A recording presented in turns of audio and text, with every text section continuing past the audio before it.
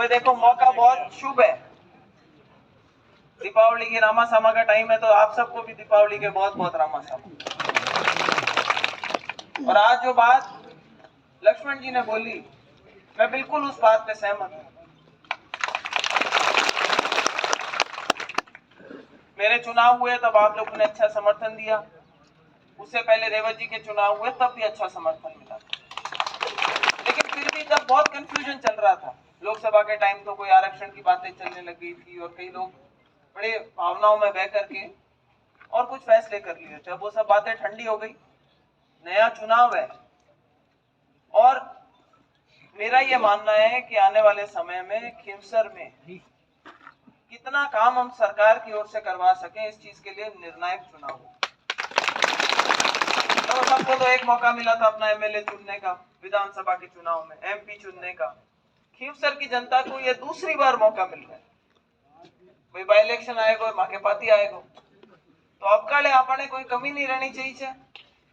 आप तो सहयोग रखो। और मैं भी समझा ये बात कि भाई अगर कमजोर वर्ग होता है तो उनको सिर्फ, मेरे पास इतने फोन आए मेघवाल समाज के लोगों के, कई नेता आप में से मेरे से संपर्क में रहे हैं पूरे टाइम, कहते हैं हमारे तो बस पीठ मजबूत चाहिए, पीछे कुछ हमारे हो जाए तो आप हमारे सहारा रखना, उससे ज्यादा किसी ने कोई डिमांड नहीं की।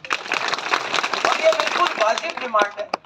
और मैं समझती हूँ कि जो यहाँ नेता बैठे, देखो समाज के नेता है, वो तो आप लोगों की लड़ाई लड़ते ही है, लेकिन मैं मेरे परिवार के हिसाब से भी आपसे कहती हूँ, चाहे रिचपाल मिर्जा जी हो, चाहे मैं हूँ, चाहे हमारे बड़े बड़े रह रहे हो, कभी कोई आरोप नहीं लगा सकता कि भाई कोई वंचित वर्ग है उसके आदमी को दबाने का प्रयास है।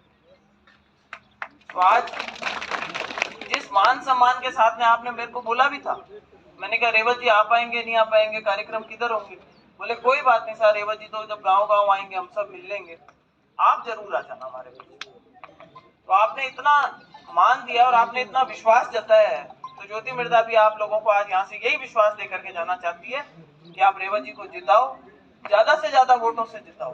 देखो कहीं कमी भी हो तो मुझे मालूम है कि आप लोग पोलिंग जो है वो 95-99% तक करने की आप लोग क्षमता रखते हो, इसलिए आप लोगों से विशेष आग्रह है। और वो लक्ष्मण जी वाली बात है कि अगर ऐसा कुछ होता है तो ये जो जीत का सहरा ये आप लोगों के सर बंधेगा। देखो उस टाइम पे बहुत अलग माहौल था, जब विधानसभा के चुनाव चल रहे थे, लोगों को बहुत सा कंफ्यूजन थे दिमाग में, पता नहीं राज बनेगा, किसका बनेगा, कौन आएगा, राज की कुंजी हमारे हाथ में रहेगी, इस तरीके की कई बातें उन्होंने चला दी थी। कंफ्यूजन हो गया और 2000 वोटों से रह गए।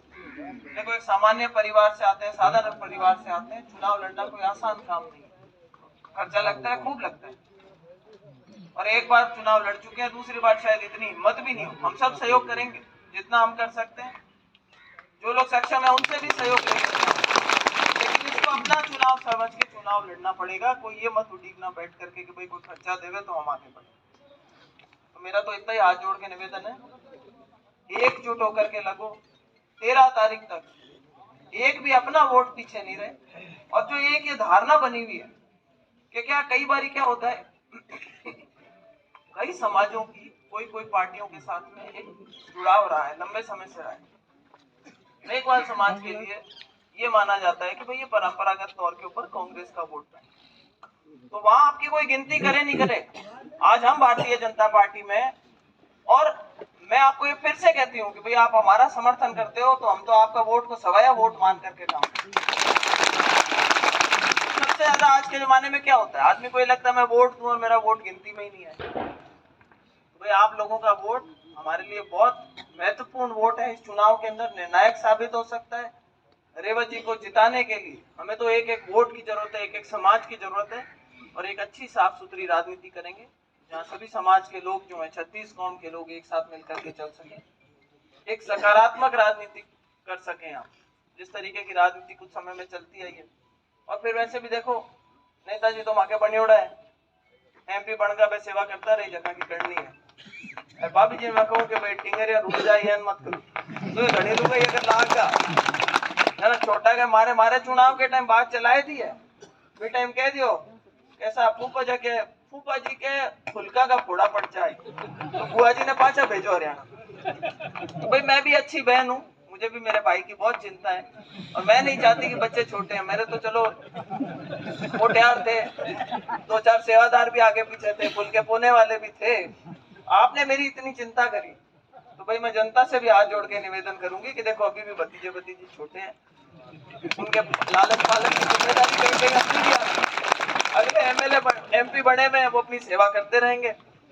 अबे देखो छोटे बच्चे, सही बात है, छोटे बच्चे को माँ का लाड चाहिए होता है, नहीं चाहिए होता। और भाई अगर रोटी बाटी का ठीक से ध्यान नहीं रखोगे तो मानसिक रूप से, शारीरिक रूप से ठीक से विकसित नहीं हो पाएंगे।